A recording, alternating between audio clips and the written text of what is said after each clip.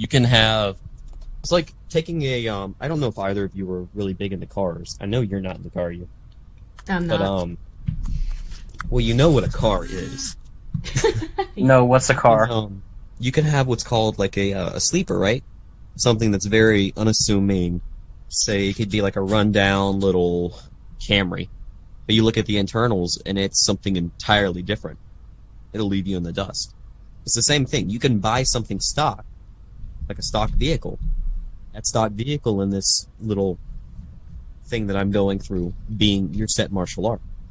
That doesn't mean that you have to stay to that vehicle. You don't have to stay on that martial art specifically. It's always going to be there. You can't do anything about it. Once you have partaken in it, once you have stuck with it, you're stuck with it forever. That's always going to be a part of your training, right? You can go and do a week of Taekwondo, learn one kick, and then completely just disown it. But you're still going to have the experience from that class. You can't get rid of that. If you're sitting there and you're training Muay Thai, and you decide you want to go into some kickboxing matches, right? You think you're going to enjoy it.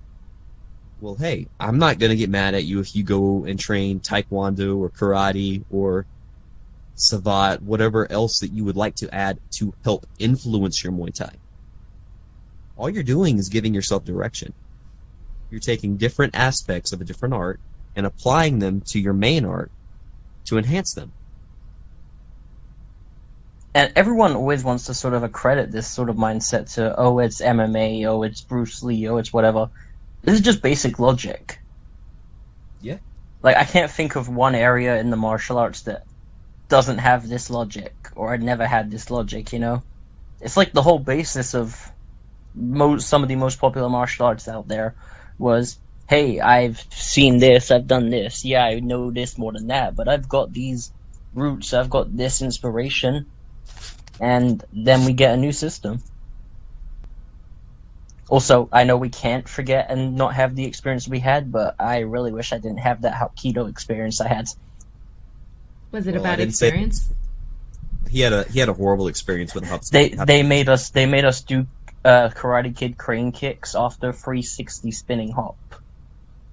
Oh dear! Did anyone sprain their ankle? Real quick, No. Before we continue, I'd like to make a public announcement. We are in no way hating on Hapkido. We have a guest star who's a close friend of ours who trains Hapkido. And our first guest star Griffin in the first episode. Yeah, he trains Hapkido, and he'll explain how Hapkido can work. He is hating on this specific school. This specific school that made us lift one leg into the air, put our arms out like a crane wing, jump around in 360, hopping on that one leg, and then do a jumping front kick from stationary. Yeah. And then told me that it was 100% combat applicable. That everything they did in that school, nothing was for tradition, nothing was for warm-ups. Everything was applicable. Oh boy. Oh, they also used their belts to whip knives and guns out of people's hands, but we're not even going there. I know there was one Kempo at my old school, and we would use the belt. Like, it was a combination, and there was, like, a version with the belt and a version without the belt, and one of the versions of the belt, you choked them.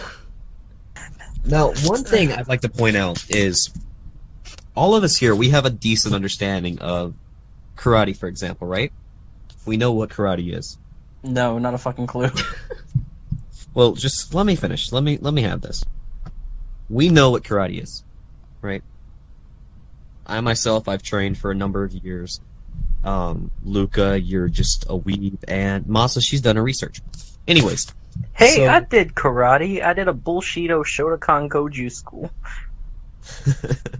Anyways, if you go to an MMA gym and you bring up karate to them, what style are they going to say is the best, the strongest karate? Kyokushin. Alright, Kyokushin, because Kyokushin is full of a lot of parlor tricks. They really are. Like, I've got to respect them for that. I don't hate Kyokushin. I really don't. I don't like them, but I don't hate them. But that's neither here nor there. Like every martial art here. Pretty much. If you look into Kyokushin, I'm going directly off of Wikipedia right now. It says, Kyokushin is a style of karate founded by Masutatsu Oyama, Masuyama for short. I go over here to the side, it says Ancestor Arts. Village idiot. Shotokan, Bogosuki Karate, Boxing, Taekyon, and Subak. What were we just talking about? Throughout history, people didn't sit in their own little thing, right? That's how new styles are made. I mean, You yeah, sat if we there go and you into just any of those arts, we'll find their history as well. yeah, like people can't be sitting there. There's a difference between keeping your art true and holding yourself back, if that makes sense.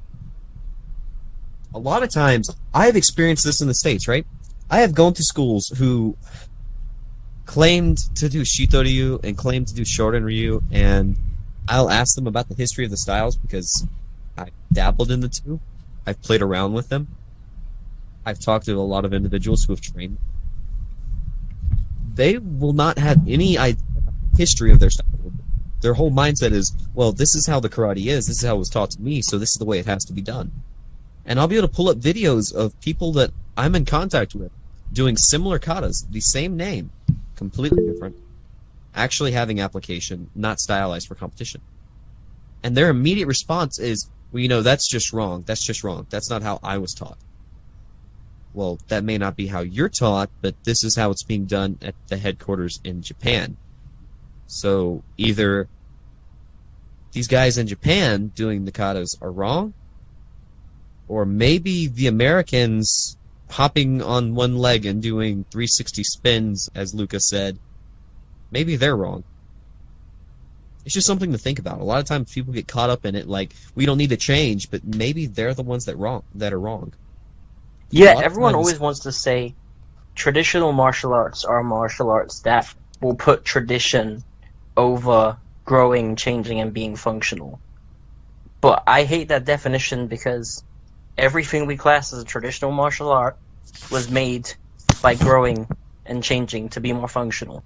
Like, literally, bar a couple of notable exceptions where they were literally changed to be less functional or more sports-based. You leave names out. I'm not naming anything.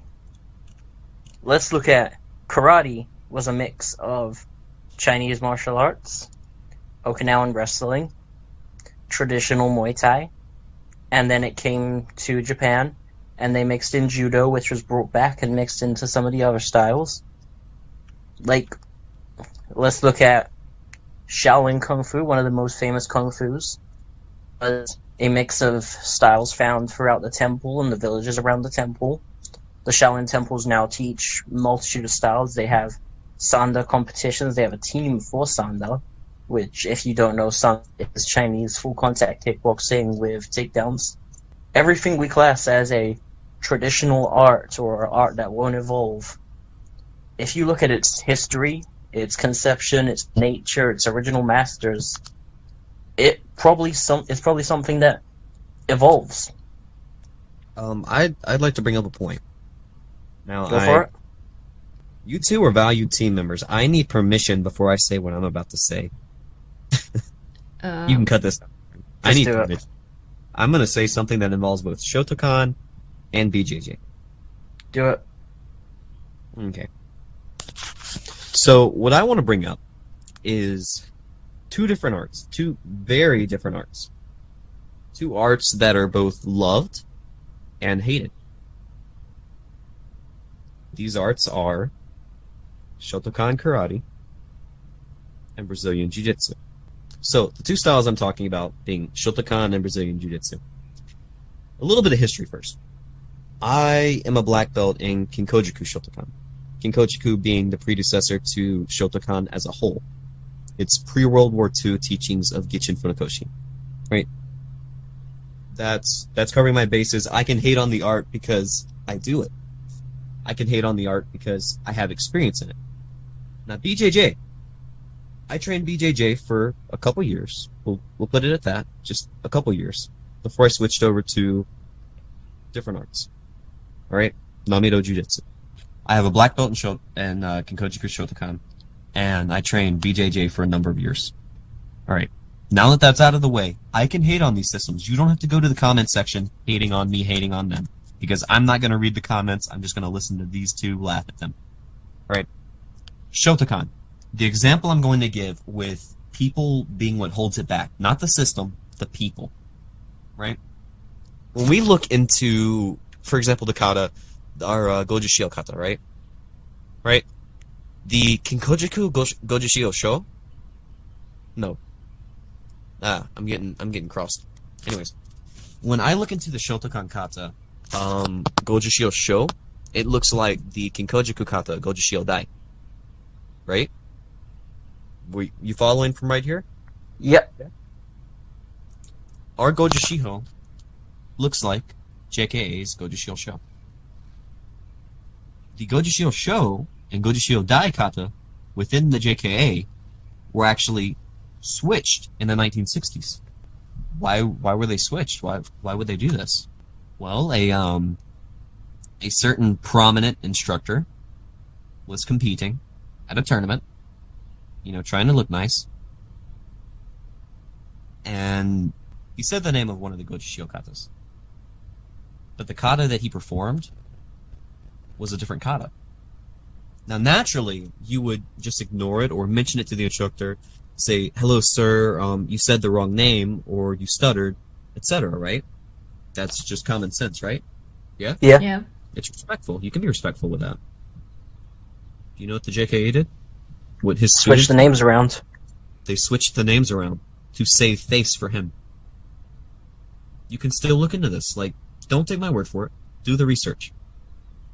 Okay, that's my example. The people will hold you back more than the art will. That's in Shotokan. In Brazilian Jiu-Jitsu. Now, before I say something, I'm going to let these two here vouch for me. They know that I do not care for Brazilian Jiu-Jitsu. Yeah. That's an understatement. That it's an understatement, but I'm being fair. I do not care for Brazilian Jiu-Jitsu. I can respect some of the athletes that come from it, but I do not care for it as a system. Alright? There's some guys that I like, there's a lot that I do not. Again, this is from training it for a number of years. Brazilian Jiu-Jitsu. I have talked to more Brazilian Jiu-Jitsu practitioners than I care to admit. I've trained with a good number of them. After training with them, I've noticed something with the Brazilian Jiu-Jitsu community. They have no history. No sense of history. They don't really claim the origins of their systems. What would this mean? Everyone says, well, BJJ innovated judo. Well, I'm not going to bring up the argument of everything that you see within BJJ can be found within old Japanese Jiu-Jitsu and judo itself. My argument is, when they claim all these things, they were taught falsely to begin with. What does that mean? I train with a very prominent instructor here in the States. He's a certified black belt in Brazilian Jiu-Jitsu. Really talented individual. Before I switched to Japanese Jiu-Jitsu and Judo, I had a little bit of a misunderstanding with Japanese Jiu-Jitsu. It really confused me. This instructor in BJJ says the difference between Japanese Jiu-Jitsu and Brazilian Jiu-Jitsu is Japanese Jiu-Jitsu is all about brute force.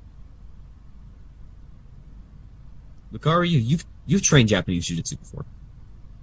Yeah. You guys have it within the Shorinji Kempo syllabus. Yeah. We have Hakuryu and Fusamryu. That's an alleged claim. The history is a bit off, but yeah, Hakuryu and Fusamryu is the claim. Jiu-Jitsu. All right. Is it all about brute force? Not in the slightest. Jiu-Jitsu in itself is about leverage. Yeah. Right? So, I'm not just going to use that example. This BJJ instructor has been training it for a long time, and I respected him dearly for it. He was really great with his newaza. But he was making the claim that Japanese Jiu-Jitsu is just brute force. This is very wrong. This is extremely wrong.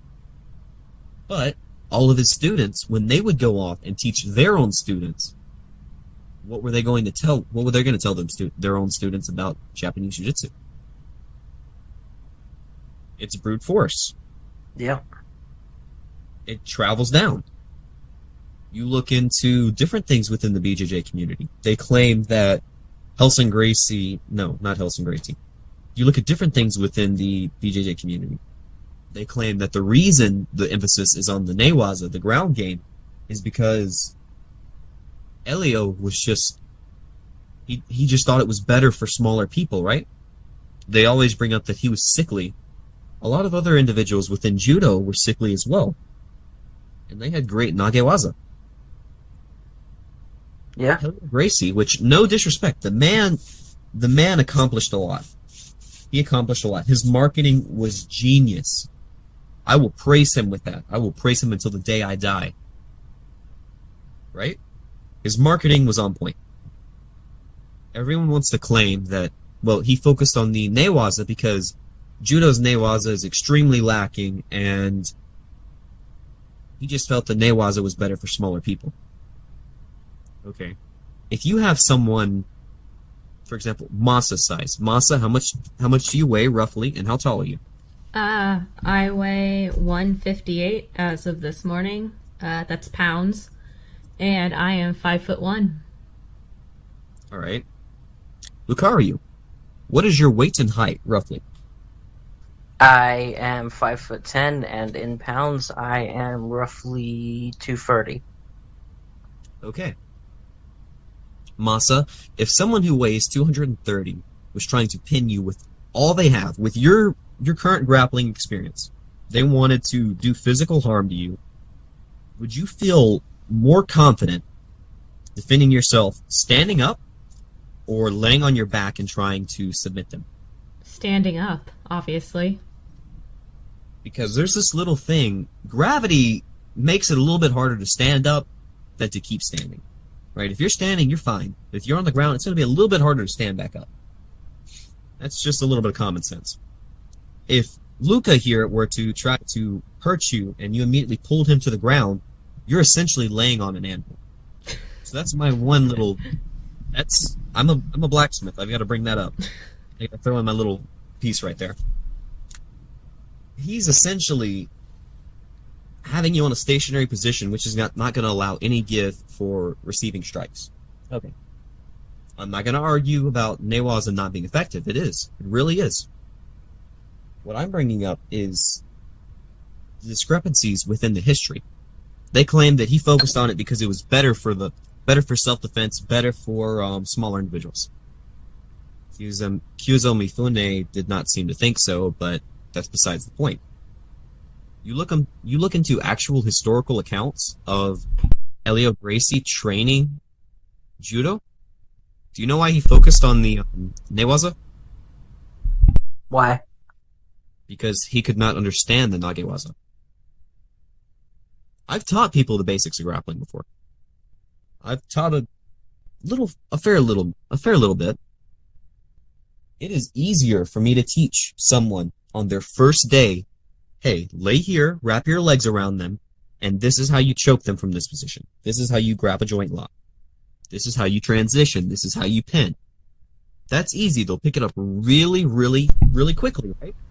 Yeah, I can say honestly, as I've started more recently focusing on more newaza, and I have done a lot of throwing and locks from standing before, I picked up bridging and rolling and pinning a lot quicker, the elements that I've trained, than I picked up the throws that we started to train.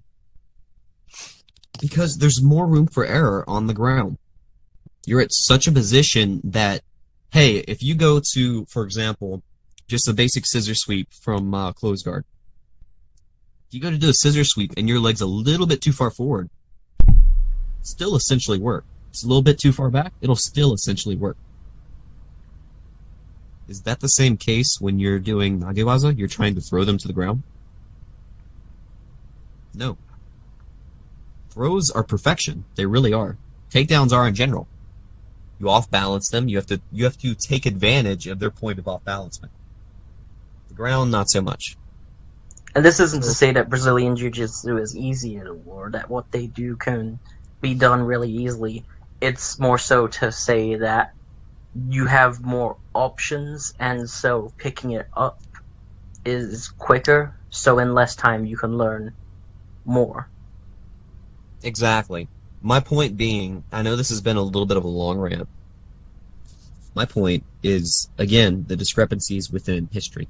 You go and you ask a lot of Brazilian Jiu-Jitsu instructors, hey, why did Elio focus on Newaza instead of Nagewaza? They're probably going to disagree with me. You can look into it. You can figure out your own opinions on the matter. I'm just saying what I found within my own research. Now, how does this go into competition? Because that's kind of our little topic point for this whole podcast, right? How does that go into competition? Yeah. Well, Luca, would you consider yourself a striker or a grappler? Definitely a striker. Right? What do you think deals more damage? You trying to pin someone who may have more wrestling experience than you, or you somehow managing to outstrike them and hopefully land a good takedown and trying to sit there and cave their face in instead of trying to submit them? What do you Yeah, think I'd has a probably higher take the probability? second. What do you think has a higher probability of working for you? I'd say the one where I'm hitting them, since that's what I kind of do. So the second one sounds like the ideal there. There you go. So let me ask both of you this to kind of give some entertainment for our viewers. How much grappling is actually needed from a good striker to be proficient within the cage? Now that's an argument that will go a long way, my dude. I've already had this argument. I had it 2 days ago. That's why I thought it'd be We good to had bring it when we were talking about who was it we were talking about? Khabib and Oh yeah, Khabib, the white belt, and BJJ. no, not that. We were talking about Khabib versus some dude that you really love. Was it Don Fry? Don Fry. Yeah, we were talking about Khabib versus Don Fry and who would win there. Just And we because had this Don whole Fry's tough. Yeah. So I say to be a obviously you need some level of grappling to compete in mixed martial arts. There is no question about it there. Whether it's judo, sambo, BJJ, JJJ, whatever works, whatever you train that's good, you know? Yeah. If you're a striking heavy person and a striking proficient person, then you're going to need to know takedown defense. You're going to need to know how to escape from mount and get back up. You're going to need to know a couple of takedowns yourself, because you can't always rely on outstriking someone, because you're going to fight people who are better strikers than you. That's just an inevitability. I would say at least a year of specifically like sambo, judo, catch wrestling, something that has submissions on the ground, and then some other kind of wrestling or judo for like at least 6 months. So a year and a half grappling is the minimum for high level MMA competition if you're a striker. Is what I'd say, with regular like courses, top ups, whatever, sparring. Yeah, so I'd say a year and a half with regular sparring afterwards is what you need. I always bring up one specific fighter for those that say you need to focus solely on grappling for the cage, because you can be an okay striker. If you're a good grappler or a decent grappler, you can survive. Chuck Liddell. Have you watched any of Chuck's fights? I think we've watched a couple, like on Facebook and stuff. All right, Chuck's one of my he's one of my preferred fighters. I like him. I think he has a background in Brazilian Jiu-Jitsu and collegiate wrestling. I could be mistaken, but I think that's where his background is. What's funny though is when you watch his fights, how many fights? Well, you don't really know who I'm speaking of, but you don't see a lot of his fights where he's relying solely on grappling. You see he's got them overhand punches. He's a decent striker. But he's really why I bring this point up. How much grappling do you actually need? I've seen some fighters who have made a whole career out of just learning how to sprawl off of everything and how to get back up to their feet. I've met some great boxers that could sit there and they can throw with anybody, the best of them. But as soon as they get just taken down by a decent jujitsuka, it's kind of hell for them. Yeah, Now, you take that same boxer and you teach him, hey, this is how you don't die, then it's a different story. Because if he knows how, hey, this is how you don't get taken to the ground, if he knows how to stop it, it's really different right then. Because then he has a fighting chance. And I don't care how good a grappler you are. You kind of seem to think about what you're doing whenever you're getting punched in the face. For example, I think it was the Don Fry versus Takayama fight. I think it's Takayama. The fight where they clasped their heads and they just started just going to town on each other, right? I showed you that highlight, right? yeah. Imagine being a decent wrestler, shooting for a double on him, and having him just clasp up and start caving in. Would you want to finish the double? Probably not. I mean, I'm not saying it can't be done. I'm just saying it gives you something to think about. Yeah, I think the overall point from that is whatever you're competing in, you need to be ready to compete in all the areas that's going to cover. And so I guess maybe train your weak points rather than your strong ones. I mean, obviously train your strong points so you can keep them strong, but have a good focus on where you're weaker at. Like, you can't just go into there and expect to be able to do it because you can do something else. Prime example of that, and I know everyone's going to get mad about this because of, like, oh, he's retired, he's had a hip replacement, whatever. The Askren versus Paul fight. Jake knocked that dude out because he wasn't ready to go into striking. He thought, I'm an MMA fighter, I'm an athlete, I've had striking experience in the cage, I'm gonna be good. But he had no guard, he moved like he was still wrestling, grappling, even though he couldn't, and the punches went straight between his hands, and it was a clean knockout. Like, you need to be ready for whatever you're gonna experience and whatever you're competing in. What about you, Masa? What do you think about how much grappling you need as a striker to compete in mixed combat?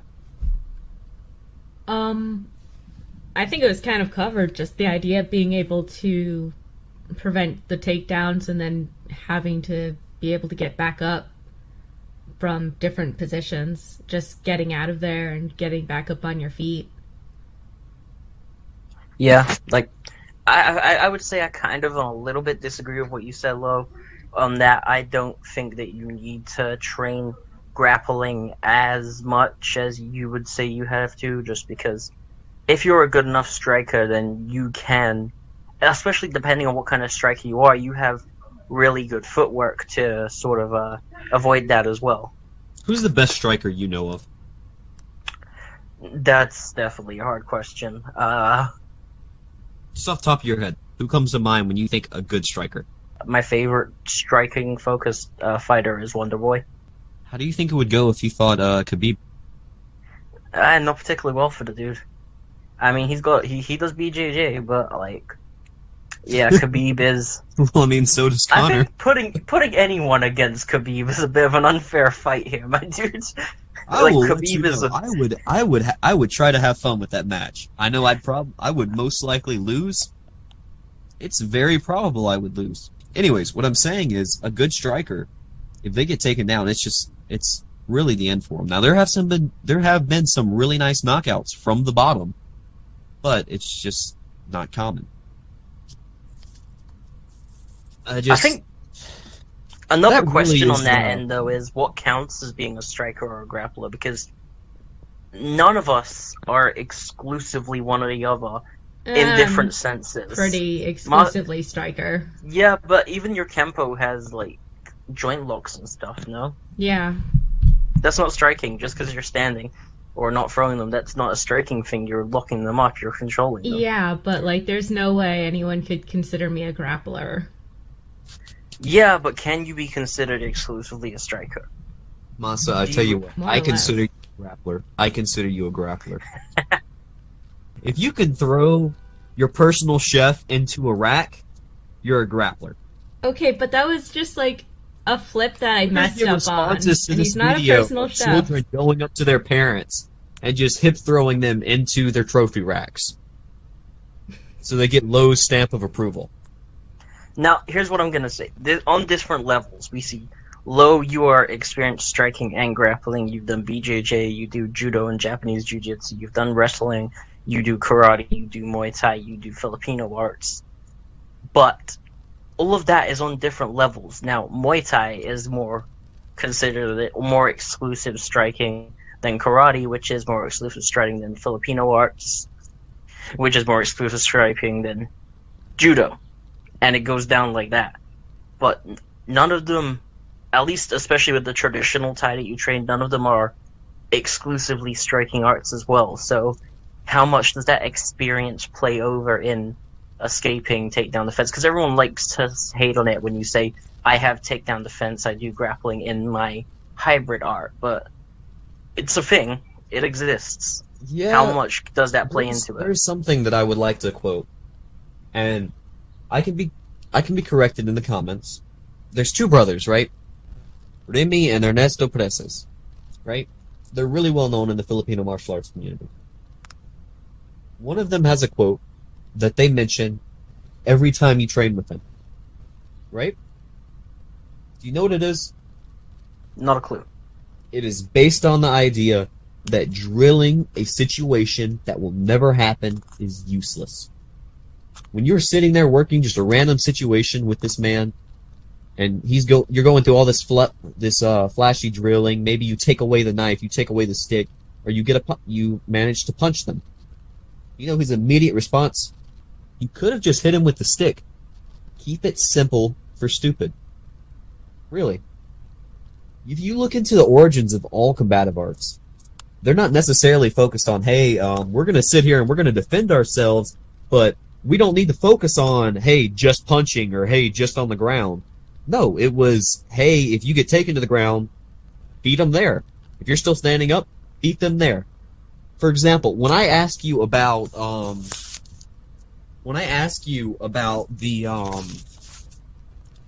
Kyuzo Mifune, what's the first thing that comes to mind? Like, what do you think of when you think Kyuzo Mifune? Really skinny judo guy eating 6-foot dudes? All right. When you are thinking of Mifune, right? Right. What do you think of as a martial artist? Oh, judo. Okay. Judo. What do you think of when you think of judo? Throwing. Okay. Mifune had a fight within a restaurant against 13 other individuals. Yeah. Do you know how he won? No. How did he win? Let's A pretend I Timiwaza. haven't seen the video. A Temiwaza. Do you know what a Timiwaza is? Is that the striking stuff? I'm gonna Yes, assume. striking. Yeah. This man outstruck a lot of people. Now, you sit here and think of judo nowadays. Okay, you're thinking Olympic judo, you get the throw, you have some ground game. Okay, that's judo. No. If it's a martial arts system, it's going to have applications everywhere. He knew, hey, if I throw one person, I may get caved in on the back of the head. So what am I going to do? I'm going to sit here and I'm going to box them up. You box their ears, make it where they don't want to hit you. It's as simple as that. All systems were like that. If you look deep enough, I'm sure you could find the most off-the-wall art and look around somewhere. They may have 110% of their students believe, hey, this is purely striking. This is all we do. No, you're going to find some grappling somewhere. Even It's boxing back in the day had like bear hugs We've and done a throws. post on this. Crossover within martial arts. Pugilism. You see an Asotogari, you see a Ouchigari, you see a lot of takedowns from pugilism, which we will be doing more little posts like that. Everything has crossover. I think I- overall that's part of a wider issue in martial arts is everyone wants to take their lens and apply it to every martial art. So this is kickboxing. This is jiu-jitsu. It's like, what if something is not that? And it comes from another thing of like, this is the first person, like, I'm a really big Bruce Lee fan. I've said that before, I said that in the last podcast. But I don't like that he is given the title of the dude that invented hybrid martial arts or mixing martial arts, because almost every martial art was a hybrid. Like, it did this, it did that. It's striking, kicking, punching, palms, grappling, throwing, submitting, whatever. Like, yeah, everything is wrestling and kickboxing in a sense, but it doesn't just have to fit your vision of what wrestling and kickboxing are. That doesn't make it any less its own thing, and it doesn't have to be one of those unless it's MMA, you know? It gets deep. It gets real deep. All right, guys, this concludes our conversation of competitions within martial arts, as well as going off on a couple different rants. This has been Lo, Lucario, and Masa. If there's anything else you want to see, please remember to comment, subscribe, let us know if there's anything that interests you. You know where to find us. Facebook, Instagram, TikTok now, YouTube, even our website. Until next time.